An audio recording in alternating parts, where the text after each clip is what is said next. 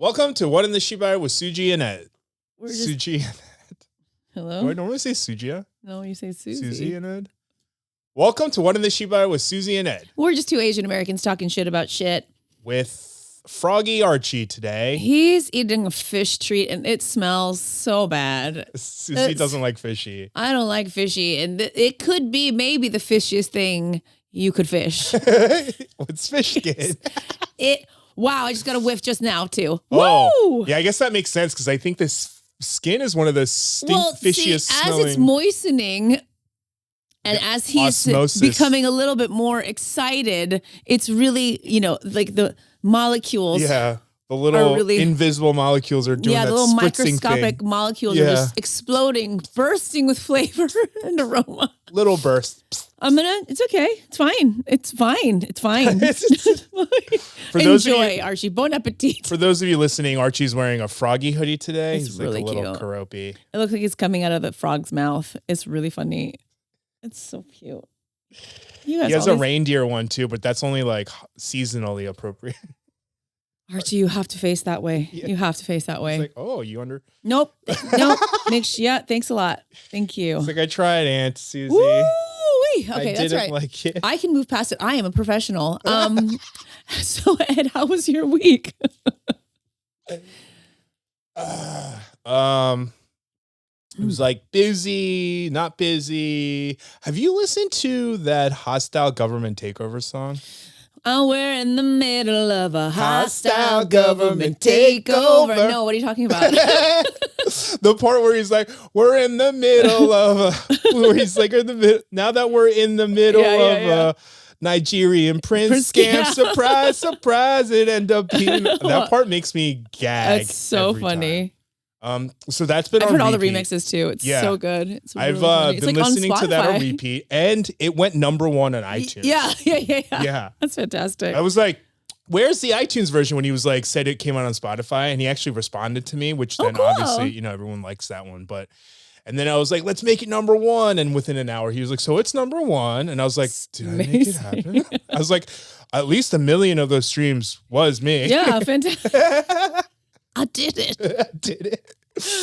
It's been on repeat. So there was that. And then yesterday, did you watch have you seen the Devil in the Family documentary on Hulu? No. That's the Ruby Franke one. Yeah, Ruby Franke. I know plenty. I know more about that woman than I could ever want to know. She's fucking evil.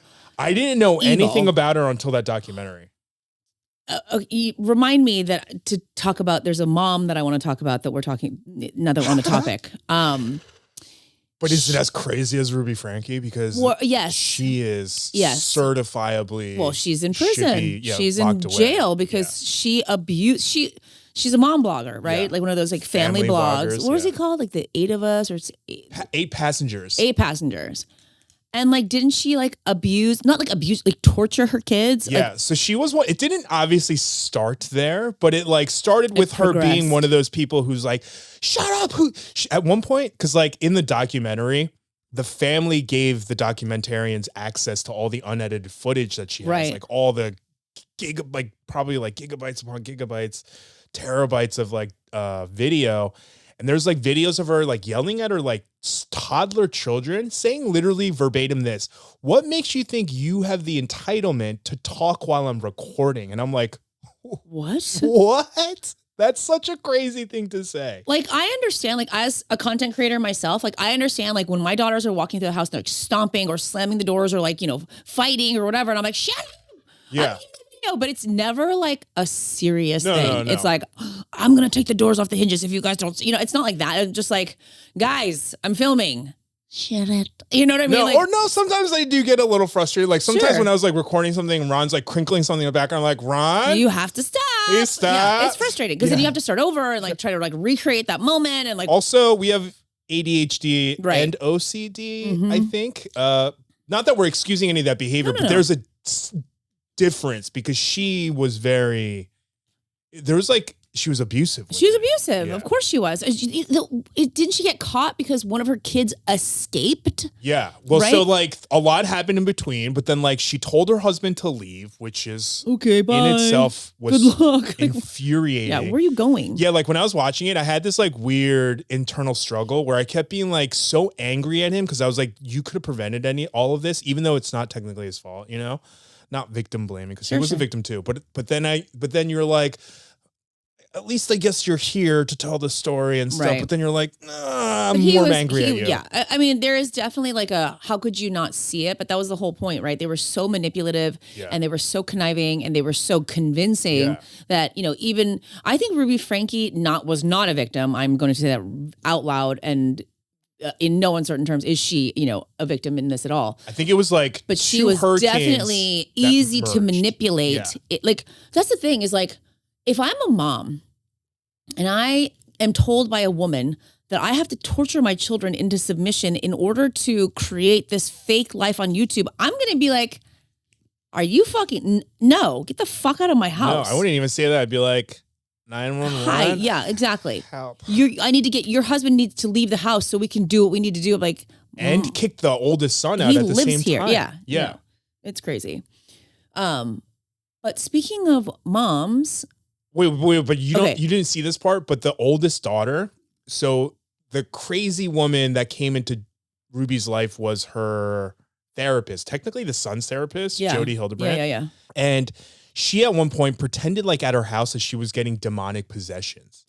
Because they were claiming, because remember, this was happening during the pandemic. Oh, right. So with their Mormon faith, they thought this was the end of the world. Uh-huh. So they thought that they were like, you should see Jody's house. She had bunkers underneath her house with like a year's worth of fucking canned food and shit. I believe it. Which like was also weird because you're like, if it's the end of the world and you're chosen people and you're going to go with God, what are you don't want to stay here and survive.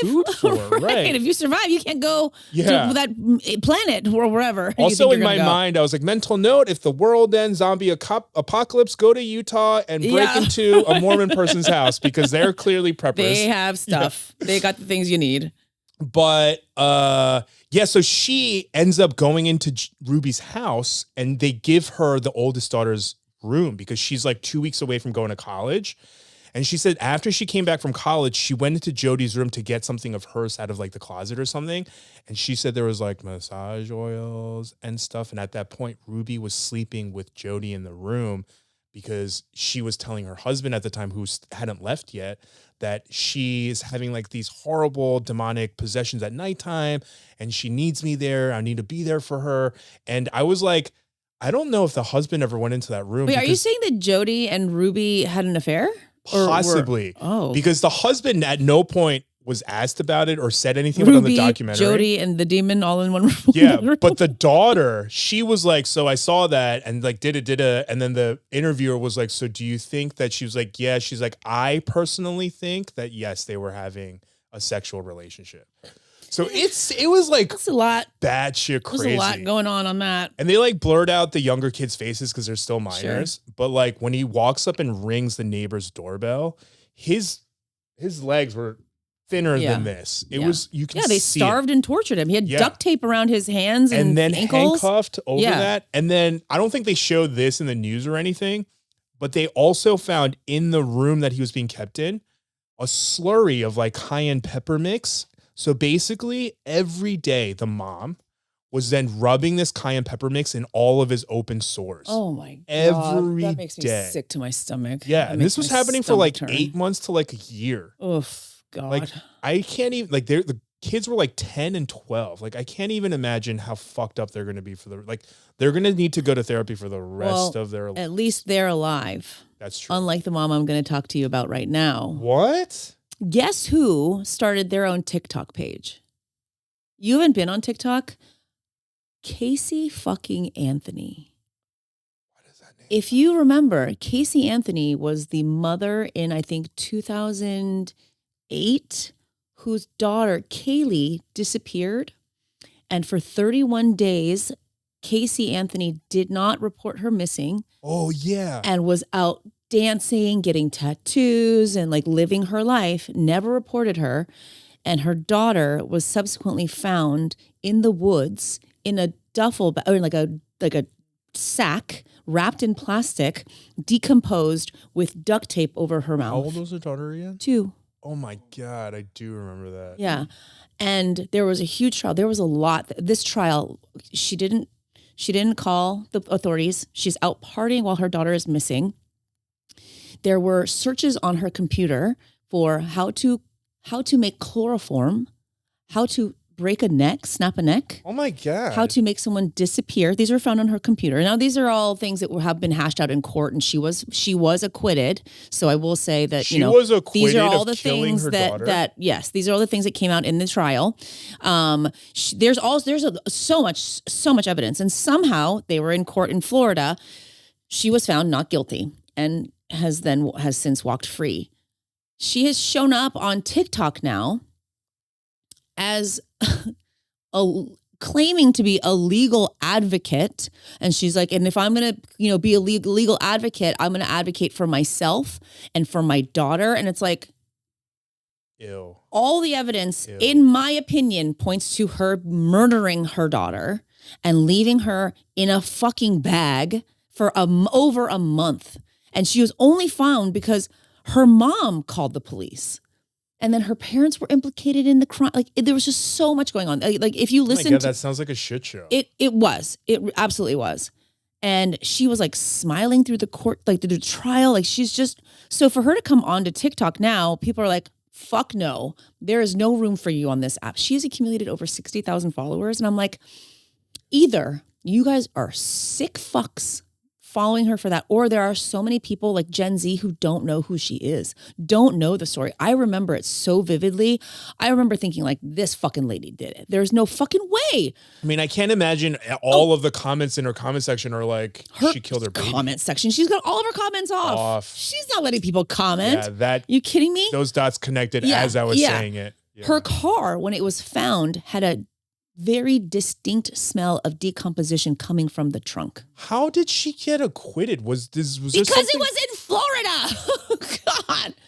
I'm not going to lie. Between that and reading some of the comments of people not being able to have basic comprehension skills, I don't believe in a jury of your peers thing. I know. It starts to makes me feel more and more like this woman, she didn't graduate from high school. She, and it's like, now you want to come on and be a legal advocate? And she says, I've been in the legal field since 2011. It's like, no, you were in court, dipshit. There's a difference. You're not in the legal field. You're on trial. That's not the same thing. That is not the same. That's like being like, I hire these people to build a house. So like, I've been in construction for like 10 years. It's exactly. Like, what? Bitch? What?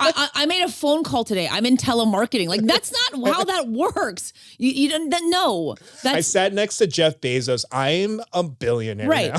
Or, and it's, what? And of all things to come on and say, I'm going to advocate for myself.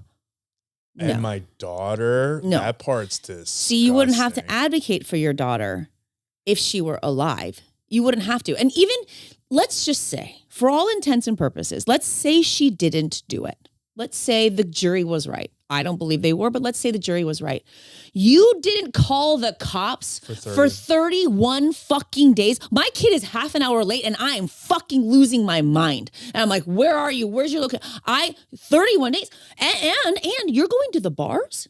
You're crazy. Partying? You're having drinks? Instead of looking for her? Dancing on tables? Not to mention, like, where could a 2-year-old even go? And if your 2-year-old is missing, they can't find their way back on their own. Right. My 13 and 10-year-old daughters, they could probably figure it out. Right. Find a way to contact me, communicate with me. 2 years old, they're on their own. You have to go find them. They're not going to find you. Yeah. I feel like that 31 days alone is enough to be like, we don't want you here. Guilty. Of course. I get it's circumstantial, but still, it's a pretty heavy circumstance.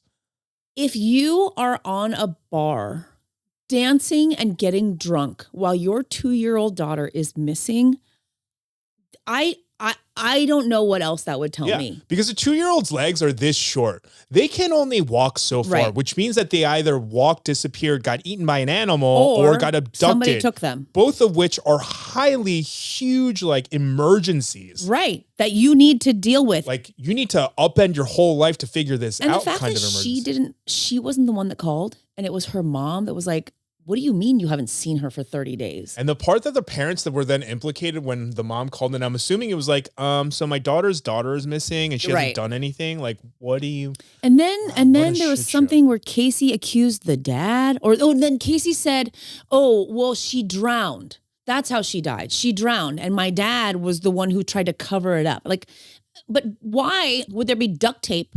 Oh, if your daughter drowned, you call the fucking paramedics. you don't just say, oh, well, she's dead. Put her in the trunk. And then put duct tape over, like, you don't put duct tape over a dead kid. And if I remember correctly, the duct tape, there was like a sticker on the duct tape, like a sticker, like a heart or something. Like from the trial. I remember that from when this was happening. I remember that being like one of the details of the case. God. And that alone is like so disturbing, and like I don't understand how can you, who are you advocating for, really? And then she says, subscribe to my Substack. It's a paid subscription. It's like, you're monetizing on this. You're trying to make money off of the murder of your daughter. You sick fuck. Look, I'm not a perfect mom. I'm not the best mom in the world, but like that is like, I can't even articulate how I feel about that. I've like watched enough true crime documentaries and stuff to know that was a very personal thing because it was her own daughter. You know what I mean? That heart sticker, you know what I mean? Like, again, circumstantial, but like points very, it's enough they're for like me. Neon signs pointing towards her. It's enough for me. And even like your daughter missing for 31 days and you doing jack shit about it, that tells me all I need to know about you. Yeah. So yeah, there's been like a big like uproar about her coming onto TikTok. Like, I can't believe she has 60,000 followers. That's crazy. That's maddening. It's infuriating. And like the thing that really bothers me is like there are some like really great moms on TikTok that work so hard to like raise healthy, happy kids, who make fucking lunches all goddamn day, who, you know, do all the hard work that it takes to be a mom, and they have like 1,200 followers. This lady comes on and is like, hey, I know you guys know me from like killing my daughter, but like, you know, follow me. Like, what the fuck? And you follow her? Like, it's such a morbid curiosity. Like, I understand that's just like how humans are, but like you can still watch it and not follow it. You know what I mean? Like, you can still like know what's going on without having to actually monetize her. You fucking morons. Wow. So enraging. I haven't been on TikTok in a month, and apparently I missed a lot. Do you know who Ash Trevino is? I only Speaking of more awful moms. I only know of her because of your video, but you also were like, the last time you're like, don't watch it. You're like, otherwise it's going to be like your whole feed. So I haven't. Smart. Okay. But I want to, but I don't. You know what I mean? Like, I want to know the details, but I'm also like the little bits that I've heard that I'm like, well, I don't think I want to. Some people are arguing that watching Ash Trevino, who is this horrible, just quick backstory. Ash Trevino is this terrible mom in Texas. She's known as the inmate hopper. She exclusively, or up to a certain point, only dated inmates who were, you know, incarcerated for murdering children, like that kind of shit. And she like dates them, marries them. She's been married, I think, 2 or 3 times. She's a mom. She's got, you know, 2 daughters. She's very neglectful. She's just terrible. She drinks all the time. She has sex with a guy who was 19. She's 36. She's kind of predatory, allegedly. All of this horrible stuff. But people are saying that because people like Ash Trevino are making thousands and thousands of dollars being on TikTok, this has opened the door for people like Casey Anthony to come on and be like, well, if this lady's getting away with it, you know, let me try my hand at it. And she's right. Our society's like obsessed What are we doing? Yeah, these like horrible people and giving them a platform, and I don't understand. Well, you know, again, some people that morbid curiosity. Yeah, and I think some people justify it as like, well, this is funny. It's like, it's not funny. Or I think a lot of people too is like, well, I might not be a perfect mom, but at least I'm not them. At least I'm better than that. You know what I mean? Like to just, I don't know. But that's wild. The likes of the Ruby Frankes, the Casey Anthonys, and the Ash Trevinos of the world is like, why You know what? I'm going to do a series on great moms of TikTok. But I'm afraid if I do that, something horrible is going to come out about them. And I'm going to be like, oh, I didn't know you tortured your dog. You know what I mean? Yeah, like, that's the tough part. I couldn't have known that. You know what I mean? Like, oh, you promoted that person. You're responsible for her success. And she, you know, I don't know, only feeds her children. Well, because they scales. would probably chastise you more than they would them, you know? Right. So that's a slippery slope as well. So yeah, I'm just, you know, trying to understand why people love to hate, but then love these horrible women. Not women, just people. I think some people are just horrible and they think that secretly, like, no one's going to know they follow them and they just like them. You know what I mean? There will be backlash. Because then it's like crazy because then people, like, for instance, like, there is a lot of people who like vehemently hate Gypsy Rose. Yes. You know what I mean? And like, yes, she did kill her mother, whatever. But like, those were like extenuating whatever to her mother. No, but you know what I mean? But those were like extenuating circumstances for Gypsy Rose. Yes. There. I mean, one could argue. I mean, and very much like, you know, the Menendez brothers, right? Like, you know, these children who are, you know, if one of if one of Ruby Franke's kids retaliated before they were discovered, would that have been a justifiable crime? Yes, I think so.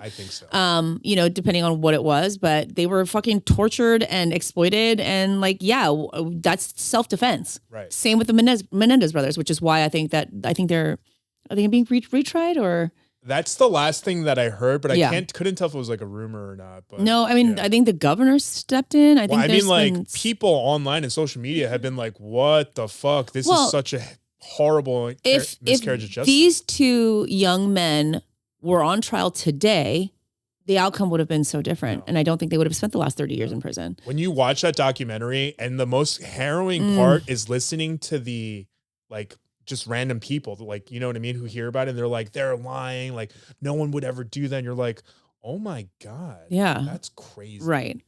So, you know, when you hear these things like that, and, you know, the kids, you know, retaliate, or, you know, the people like Gypsy Rose who do so, like, to survive, you know, or whatever, like. Because that's the thing I think a lot of people don't realize too, is like, when you're in a traumatic situation, the idea that like, oh, I can just walk out that door and never come back, I don't think it even crosses their mind, because they've been so gaslit and well, especially if you're a child, right? And these things are happening to children.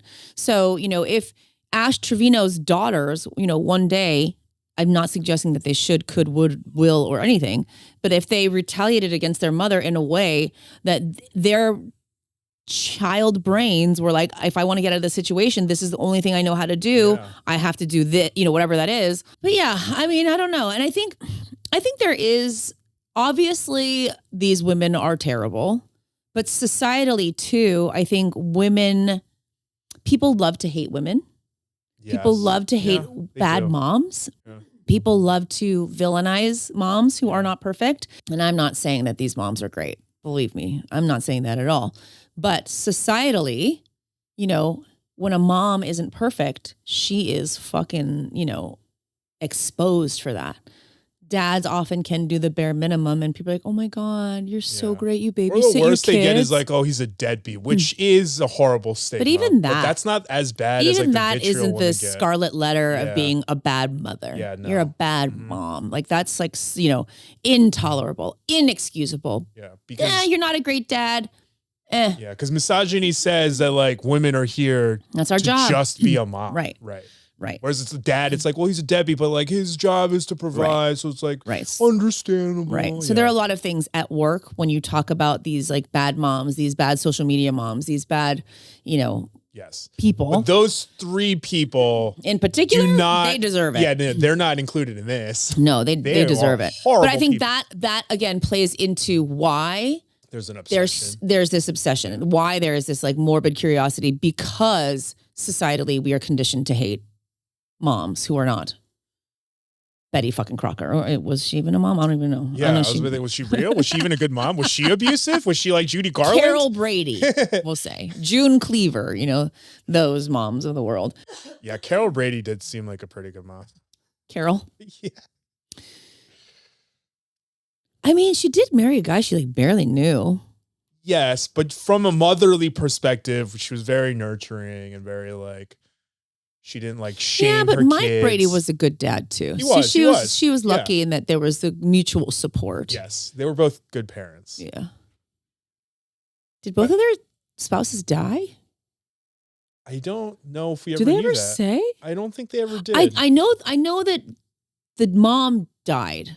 Mike's I think so, I'm pretty positive because I watched it as a child, so I don't think I picked up on some of that adult topics. I'm gonna have to go back and find out. I think, but like, it's awfully convenient. I mean, not convenient, but it's both of theirs.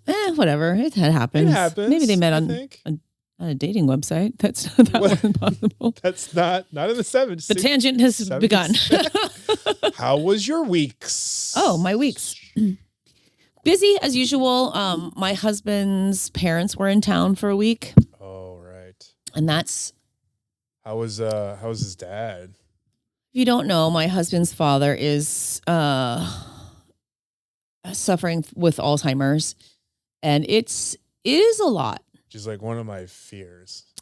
You know, I was talking to my husband about it, and I know, like, obviously I don't want to have it, but is it the worst? It's not for the person. Right. But it's for everyone around you. It affects them. And my husband and I came up with a few directives. Should that be our future, with each other, which I'm not going to share. Yelling each other. No, not to that extent. No. But it was kind of like, you can put me away. I won't know. I won't know the difference. You know what I mean? Like, depending on how progressed it is, like, let me know. But, like, if it's to the point where it's like, I am no longer functioning and I cannot communicate, thought of it or is like, sad it's to be put in a home, but I think I won't know. Heavier to me to know that I'm burdening the people I love so that's much. how I feel. I'm like, look, I agree. I don't want to be a burden to the girls. Otherwise, I'd never want to be put in a home. Oh, unless I'm like not there. Yeah. You know what I mean? If I don't know what's going on, I don't care. But otherwise, unless it's gonna be so depressing. Yeah, no. So it was very challenging. Like, he really is so dependent on my husband's mother. And every 5 seconds, where is she? Where'd she go? Where is she? Where is she? She's in the bathroom. She couldn't go to the bathroom for more than 2 minutes because he gets very disoriented and he doesn't know where he is. And she is his North Star. If she's there, everything is okay. Which is he recognizes his kids though? Yes, but there was a point where he didn't recognize one of my daughters. My older daughter, he was like, "Oh, who's that woman?" And I think it's because she's grown up so much. Yeah. He's like, "Who's that woman?" He's like, "Oh, that's your granddaughter." Oh yeah, I know that. And that's the thing too, is he gets really upset when he thinks that you think he doesn't know what he's talking about, right? Oh, that's your oldest granddaughter. I know that. I knew that. It's like, oh, no, of course we know you. We know you knew that. We know. With dementia also. She looks different now. You know, get frustrated so easily. So we have to kind of make an excuse for why. Of course, her hair is much longer now than it used to be. Oh, she just put on makeup. Yeah. We took him to a volleyball tournament, and he was, I think, his best there. Really? Yeah. I would have assumed that all the loud noise would have been. It didn't bother him at all. He just sat there and he was like, cheering on, like. So it's like you don't really know like what things he finds familiar and what things will upset him. Like, did he get confused during the volleyball game? He was just like, well, I think because he doesn't know volleyball that well. Oh. He was like a basketball guy. He was like, oh, why did they get the point for that? Or like, what did the ref say? That, so it was just like asking questions, but he never was just like, what's going on? Where am I? He was very much like immersed. And it was like, because I was wondering if like watching a game is like so linear that it maybe helps them to. Maybe there was just this, like this linear focus where he could watch the game progress and like, maybe I think maybe that had something to do with it. And he was very much like in the moment. Whereas a couple of days later, they went to a movie. The second he walked out of the theater, he's like, "What movie?" Had no idea he even saw the movie. Good during the movie. I don't think so. I don't know. I wasn't there. Okay. But he was just like, "What movie?" Like, "Oh, we went and saw what's it called?" He's like, "Did I like it?" It's like. Yes. And, I think, it's so challenging because I have to just be there to watch my husband and make sure he's okay. All the while he's watching me, knowing that I have to kind of deal with all the stuff, so it's challenging. And I love my mother-in-law so much. She's a fucking saint, you guys. Like, she is a saint. Anyone who takes care of, and he's starting to become incontinent, and it's like, that's so hard for her too. You know, we were delayed a couple times because she had to deal with that. And it's just. Do they have a nurse back at home at all? No. Or does she do it all herself? My husband's brother they have 2 houses on one property. Like it was one of ADU almost. No, it's kind of like their old house built in like 1911 and then like, 2 real houses where his brother and his girlfriend live, and she works in mental health, and so she helps a lot.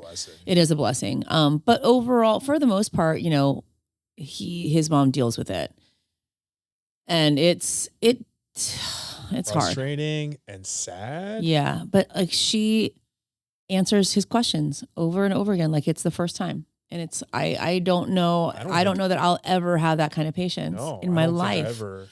That's like the conflict, because I'm always like, dang, if that happened to someone I loved, I'd feel horrible, because I'd be like, I don't think I'm cut out for this, but then that would put so much guilt on me that I'm not a good person. Well, and also, you know, you have a level of sympathy, I think, maybe for somebody that is your family. Like if this was happening to my father, I think I'd feel differently than it happening to somebody else's father. Though I love my father-in-law, he's still not my father. You know, and they live on the other side of the country, so I don't, you know, interact with them as much. But even my husband, you know, he's a human being. He's just like, I'm just exhausted. I'm exhausted. And I just feel so sad and overwhelmed. And I feel really like frustrated and then guilty, you know, that they live on the other side of the country and I'm not doing, you know, a whole lot. And I'm like, your father would not want you to feel this way. Right. Your father is a wonderful, great man, and he would not want you to feel this way. So, you know, there's that. So this summer, we're going to go and celebrate his 90th birthday. He's 90. He's going to be 90. Oh my gosh, what a privilege to be 90. You know, so, you know, we're going to just try to keep positive and do the things that we can and want to do for him and honor him, you know, so. Dang, that's sad. But it's hard. It's really hard. And my daughters were so great. Like my youngest was like so patient. She's so patient. And she's like, I'm going to take grandpa outside.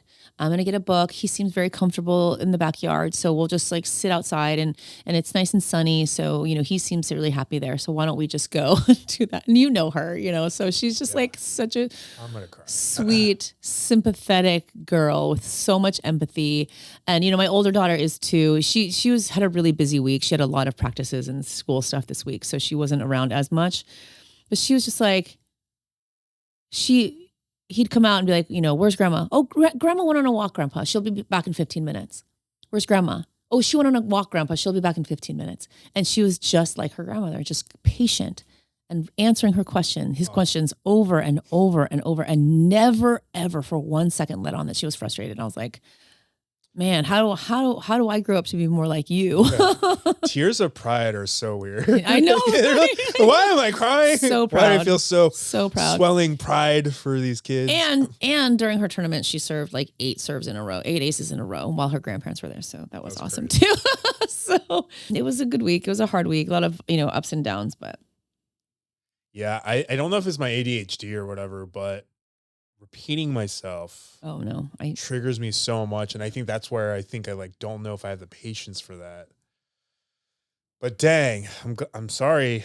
Yeah, and that seems like a very emotionally intensive week. It is very intense, and it's very even if they didn't have Alzheimer's, having people in town, disrupting the schedule and disrupting just like the day to day is hard, and then having to arrange dinner for 6 people instead of 4 people, and then and making sure that they have everything that they need, and like she needed to borrow this and that, and there's just like a lot. It's a lot, and then when you compound that with the overarching Alzheimer's the umbrella is like. Okay, I'm just going to take every moment at a time. But, we made it through, and it was a nice visit. They're back in Vermont now. It's like having guests is like a workout, and then having Alzheimer's on top of it is like wearing a 20-pound vest. Yes, I'm familiar. Jacked right now. I'm familiar. But, man, it is still such an honor to be 90. Yeah. Like, that's huge. Yeah. Because I think about that almost daily now. Yeah. I have like such a fear that I'm just going to being 90 every day. No, I think about dropping dead. Oh every shit. day. Yeah, me too. I have this I've developed this almost illogical fear that I'm going to have a heart attack. It's not illogical. It's a very common way to die. Yeah, it is. But I know guys my age, and by my age, I mean like 5-6 years ago. Yeah. At my age at that point, like in my 30s. And 2 of them were like really worked out. They were like, very healthy. And they just had a heart attack and died. Yeah.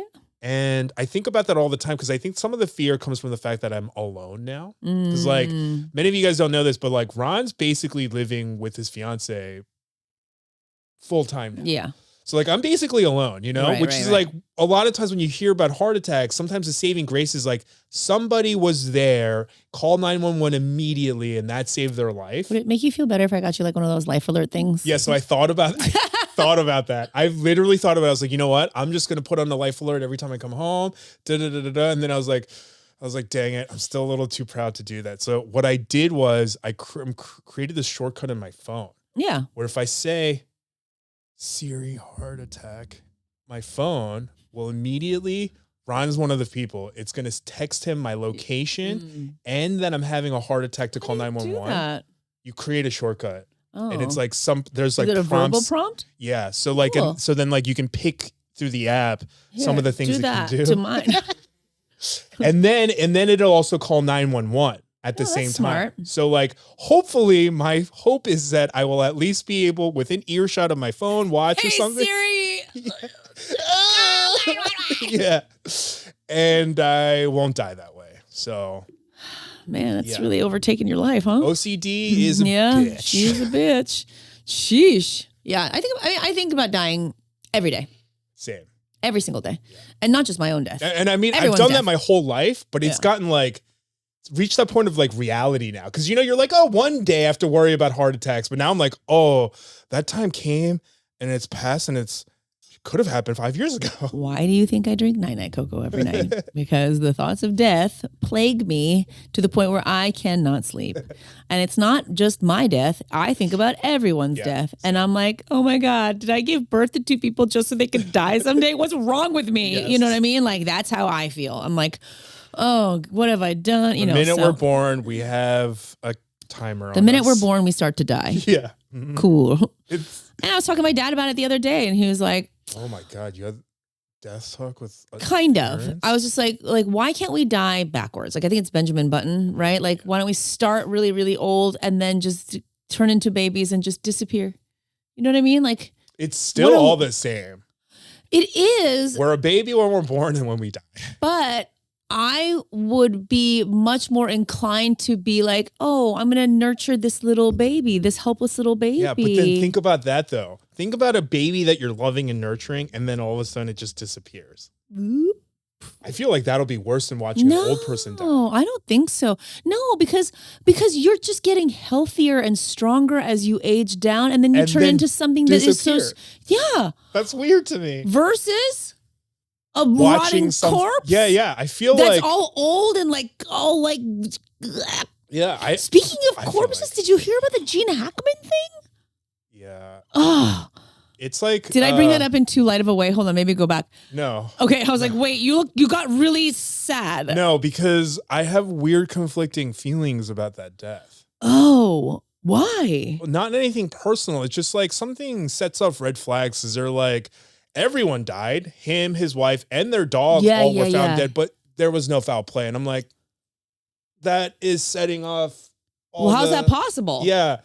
It's making me like... And they also said there was no like noxious gas or anything like that? That's crazy to me because like immediately when I read that, I was like, oh, carbon monoxide. It was obviously carbon monoxide. Right. And then they were like, oh, there's like no noxious gases. And I was like, no, that means there was some foul play. And then they're talking about like a bottle of pills were found. Yeah. And all that stuff, but like, isn't like murder, suicide, foul play? Like, it is foul play. And then when you then kill your dog too, that's for sure foul play. Or did the dog just die of starvation because they were dead? Still kind of foul play to me. But like 2 people dying at once is very odd. Unless Gene Hackman died and the wife was so distraught she committed suicide, right? But then also foul play. But nobody was like, hey, someone take care of my dog. Foul play, foul play, foul play. It's because the dog died that you're the most upset, huh? It's maybe. Yeah.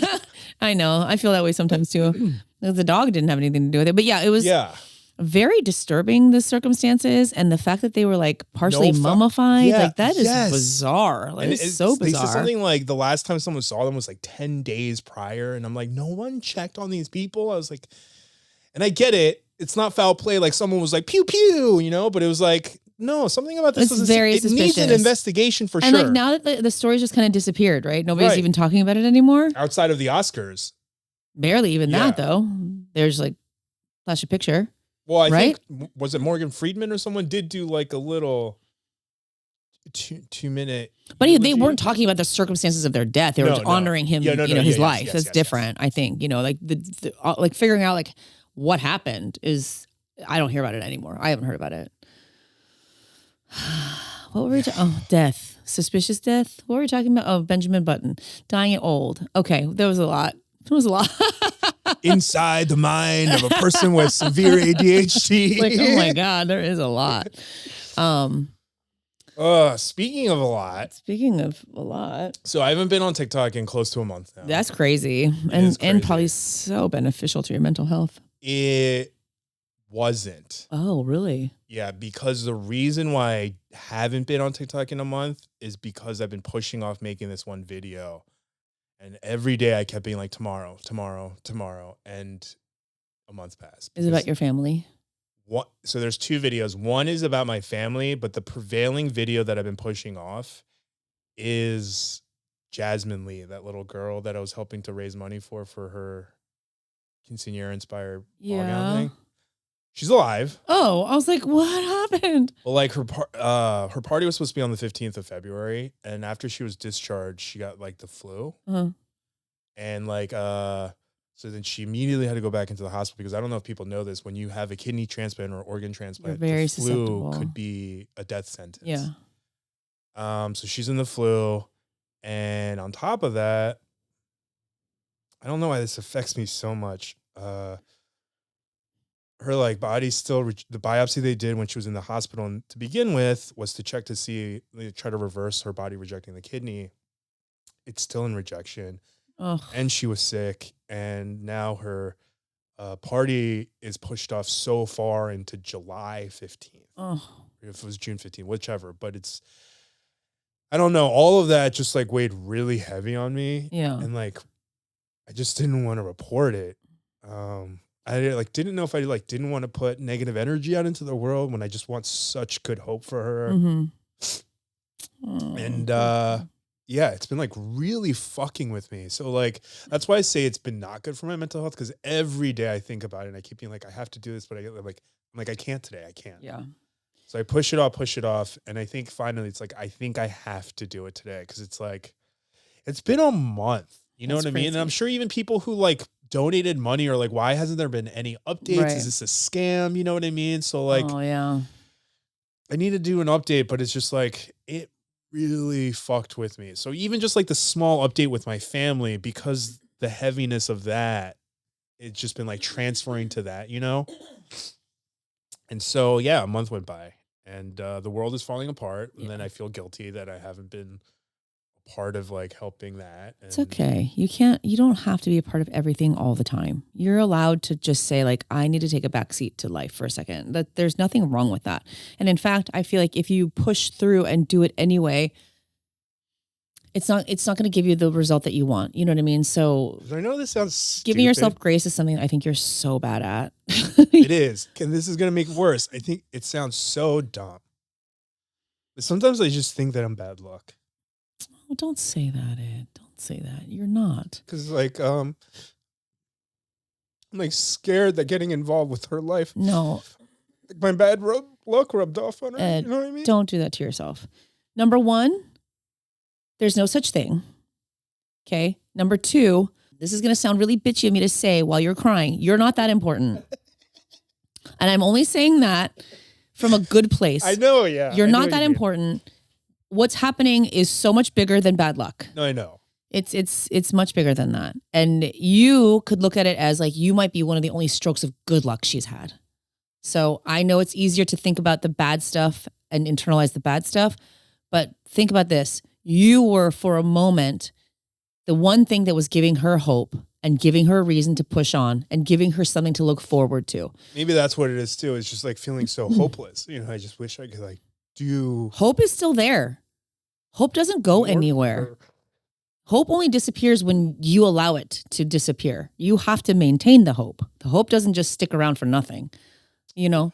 So if for nothing else, you know, maintain the hope, keep the hope for Jasmine. You know what I mean? Like, don't self-aggrandize yourself to the point where like, well, you know, because of me and this, like, you know what I mean? Like, don't do that. Don't do that. You're not allowed like because of me, but I'm always just like, dang it, should I not have? Did I? For why? So she has nothing to look forward to. So she has nothing to say like, well, then what's the point?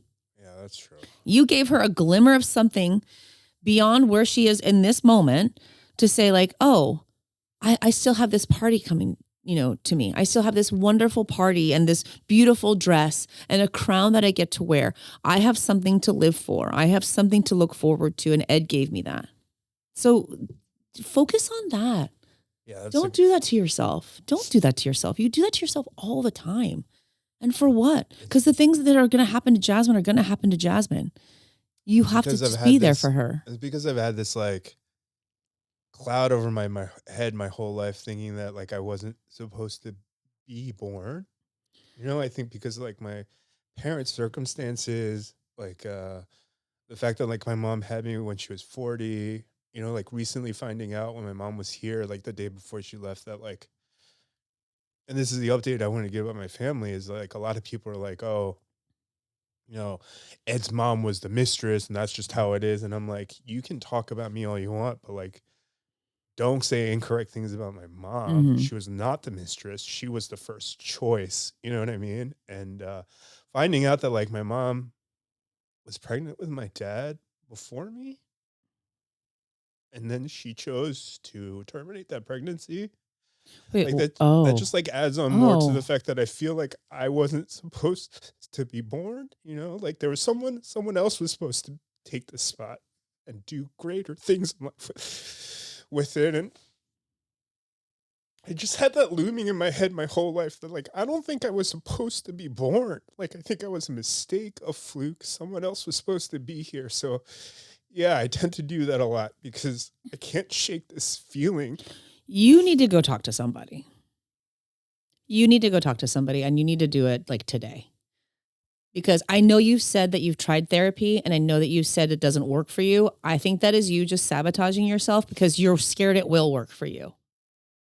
Because I'm not trying to like, that's what I'm saying. You have put this on as this is your identity now. The guy who wasn't supposed to be here is your identity. And you are so fucking freaked out to find out that that's not who you actually are. Because there's no such thing as I'm not supposed to be here. What do you mean? You are here. You need to, because this is beyond anything that you and I can talk about. You need to talk to somebody because you feeling like you should not be here is going to make you not want to be here. And I need you here. Ron needs you here. I think that's why I've battled with like those type of ideations in the past because I just don't know that I ever felt like I would belong here, you know? Of course, that is obvious. But now you have allowed that to become who you are when that's not who you are. So whatever you need to do to incrementally get that idea out of your head, I think is going to be really important for you. And I think important for you to do now because you have now taken this situation with Jasmine and made it your fault. And that is not healthy for you. Yeah, I know it sounds crazy hearing it. Yeah. But like you think that you have done something to make it so that this young girl is suffering. Like that's not reality. That is not reality. And you are now internalizing these things as something that you are responsible for. Ed, that is a big red flag for me. I know. I think that's also why I have the hero complex is because like I always think if you save somebody, then you deserve to be here. You deserve to be here whether you do that or not, Ed. You deserve to be here whether you save anyone ever in your life. That is really important for you to know right now. You saving other people will not give you more right to be here than anything or anyone else. So the sooner we figure out what we need to do to make sure you understand that, the better, because this hole is getting bigger, it's getting deeper, and it's swallowing you up. So we need to, that's maybe our next episode. I don't know. How was therapy? Is a word here?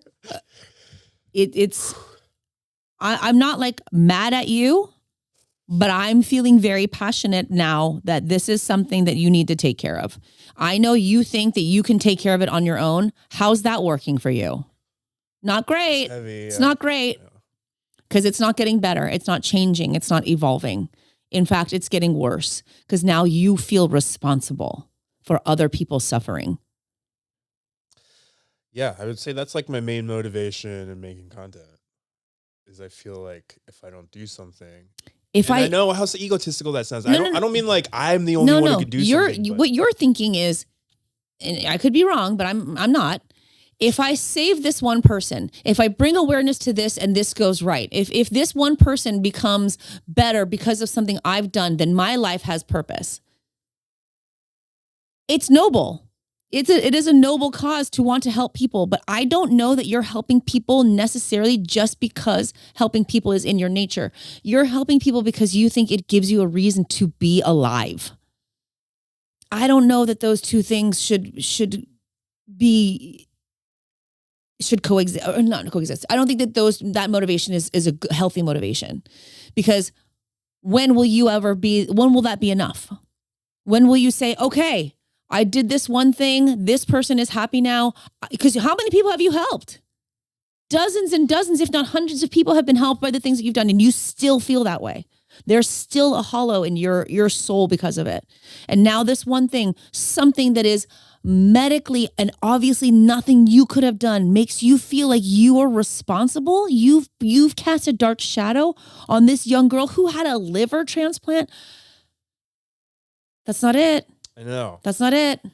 I know. It sounds so crazy when you say it out loud, but in your head, it's just like a jumbled mess of... Yeah. Well, let's unravel the mess. Let's unravel the mess. I am not equipped to do that. Because I feel like that's also part of the reason why I, at one point, put so much pressure on finding my siblings. Because I was like, well, my dad's not here to fill that hole. Like maybe my siblings can. If everything that I have seen you do or try to do has been like, if I do this one thing, this will fix it. If I do this next thing, this will fix it. If I give Jasmine a quinceañera inspired party, it'll fill the hole. And that's the thing is like, I know, because I give people this advice, like only you can fill that hole. Like I know that. You're so good at giving that advice.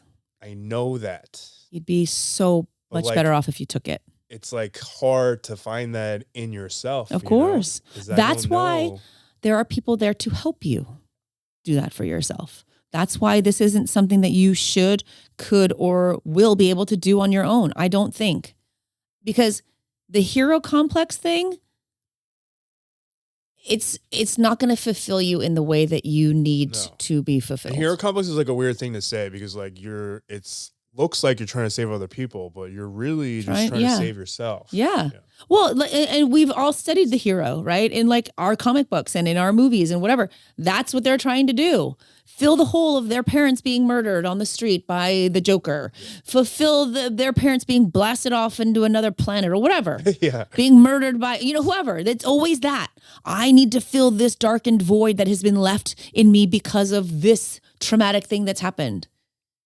Surprise, that's happening to you right now and has been your whole life. And listen, unless you are a millionaire with a fucking cape, I don't know if you're going to be able to do all those same things. I'm trying to get there too. So, so you gotta, it's time. It's time to call in I think the hard part is like finding someone who's equipped to handle this level of. Again, I don't think your situation is so unique. No, but I'm just saying the first 3 therapists like couldn't do. Well, maybe it'll be the 4th. Maybe it'll be the 5th. Maybe it'll be the 10th. But we're not going to know. If you guys know anyone with experience on this. If you are a person with experience, you watching this right now, we have a lot of mental health professionals. If nothing else, put him on the right path to find somebody who can help him. And we also know that Asian American issues, as far as like psychologically, mental health go, are different. Because we have lived through a very different experience than a lot of other people. And then this goes for every subgroup of people. They all have different experiences. So it can be very helpful and important to find somebody that acknowledges and understands those things and knows how to navigate that as well. Yeah. None of those 3 therapists were Asian. Okay, well, there you have it. That could... I tried to find Asian, but also in LA, it's really hard to find a therapist as a new There's patient. So much telehealth you can do now. You can do a Zoom call with a very qualified therapist. I bet you could even find one in Korea that speaks English. Yeah, actually, all the 3 therapists were before telehealth stuff. So. Okay, well, that was a long time ago because telehealth has existed for a long time. Yeah, like 8 years ago. It's a long time. It's a long time. Because there have been, every time this topic comes up, you get very emotional, you get very upset, and it needs to be addressed. It needs to be addressed because you can't keep living like this. You can't. It's not good for you. Yeah.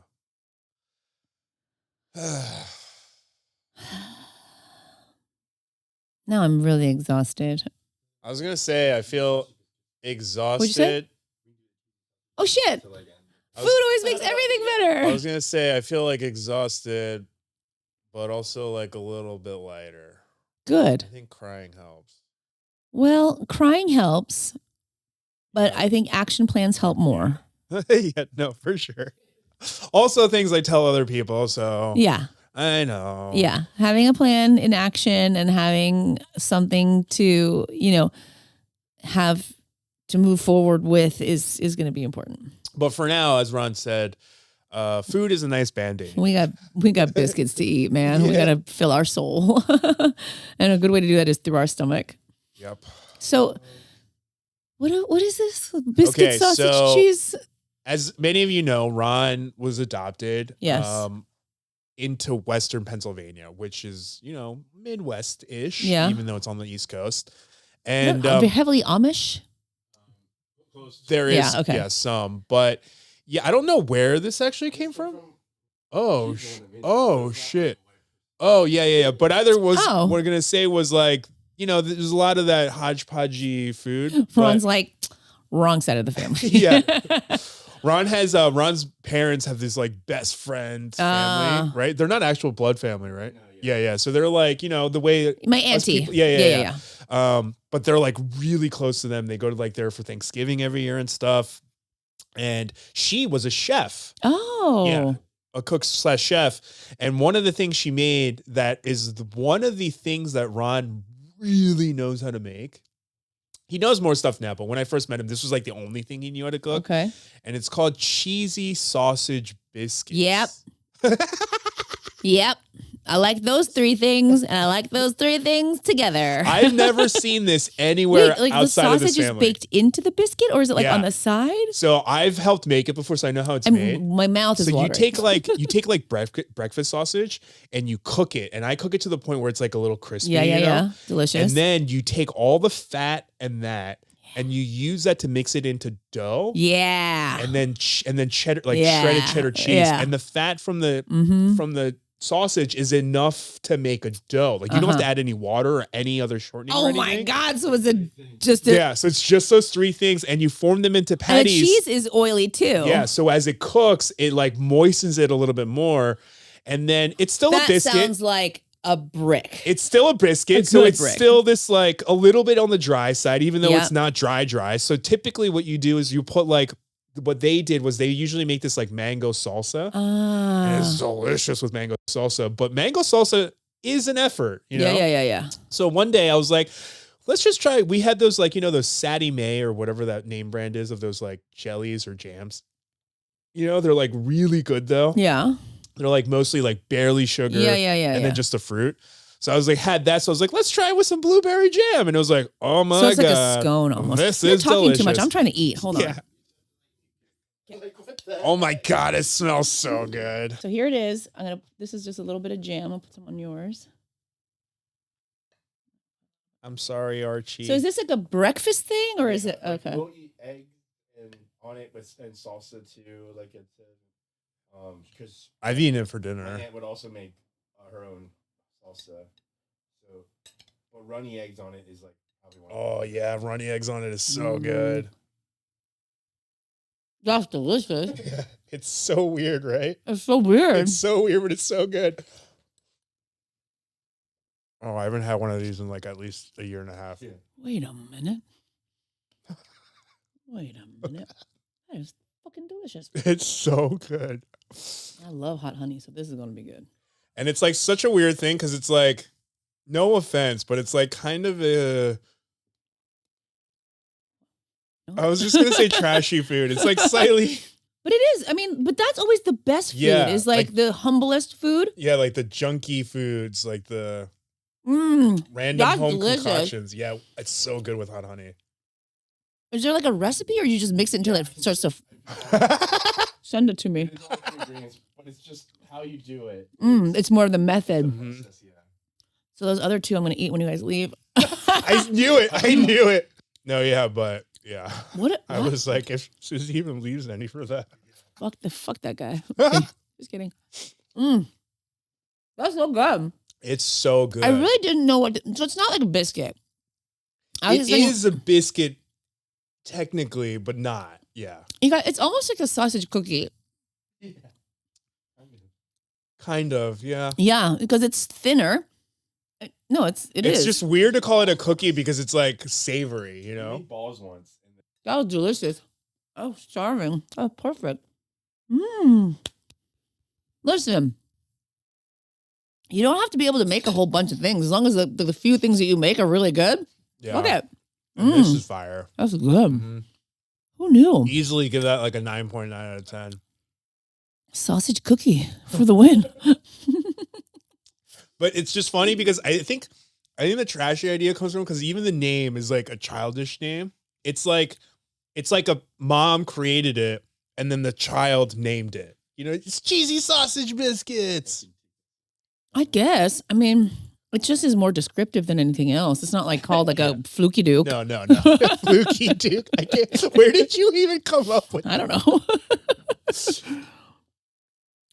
That was yummy. Oh, with eggs. I could totally see it. It's like a breakfasty thing. Yeah. Yeah. Yep.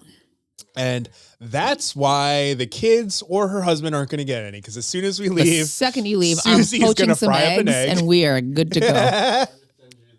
My afternoon is ready. Oh, Jimmy Dean sausages. it's the only one you should use. I agree. When I make stuffing for Thanksgiving, that's the one I use. One spicy and one regular. That's exactly what I use for my stuffing. Both spicy if you like spicy, Really, you know. But then it's really, they are spicy. But then you won't need the hot honey because you'll just need honey. The sweet against it is what makes it because it's so salty and like Yeah, typically we do 1 and 1. They're heavy though. They're rich. They are rich. They're not like they're like you're gonna need a nap after. Ooh, but that with some cheesy grits and then some soft scrambled eggs.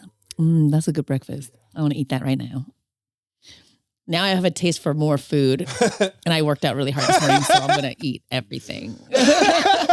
I've earned more cheesy biscuit sausage cookies. Girl Scouts should sell them. Susie's gonna text us in an hour and be like, I'm so full, I feel sick. I made a whole batch and I ate all of it. Wait, we should share the recipe online. Yeah. Do you want to? Is it a family secret?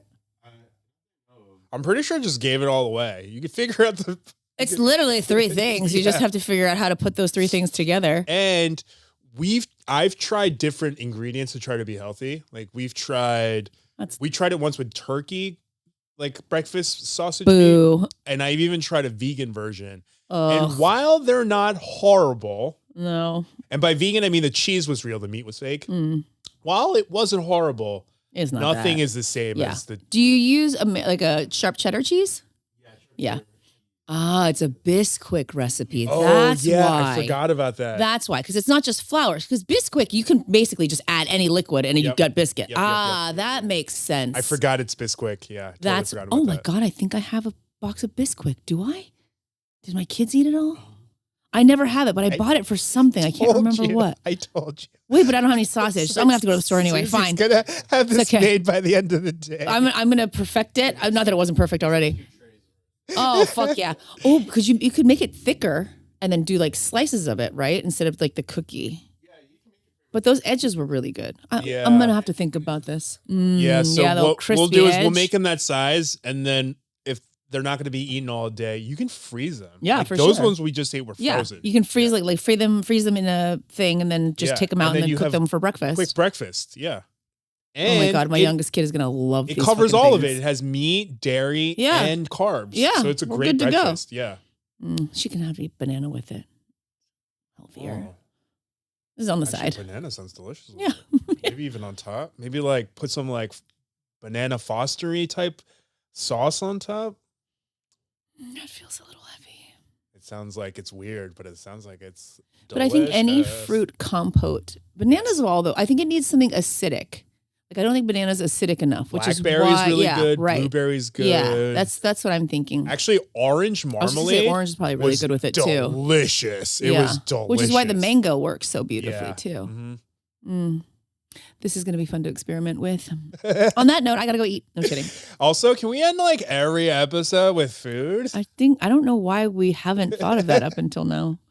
God, we're dumb. But thank you for joining us on another traumatic episode of What in the Shibal. You can find us on our socials if you want. You can find me at Studio1 on TikTok and Instagram. Pretty sure you guys all know this. I'm an Etch a Sketch with a J on everything. This little Karopi cutie is Archie and Colt on Instagram. Otherwise, make sure you find us at What in the Shibal, Shibal.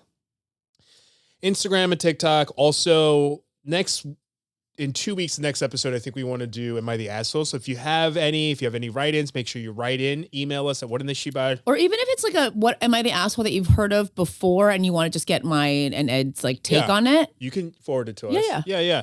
Again, it's shibal@gmail.com, whatintheshibal@gmail.com. Otherwise, if you're listening to this podcast, know that there is a video version available on YouTube. But if you're already watching, make sure you like, subscribe, and ring that bell. Ding, why does your voice go up I was at thinking that part the same every thing. single time? It's really bizarre. I used to do that as part of my comedy stand-up. Yeah, because it's like a funny delivery, and somewhere along the line, is it a funny one? It's stuck. It's subjective. Ding. Comedy is technically subjective, Susie. 100%. I know it. Otherwise, thank you for joining us, and we'll see you on the next one. Okay, bye.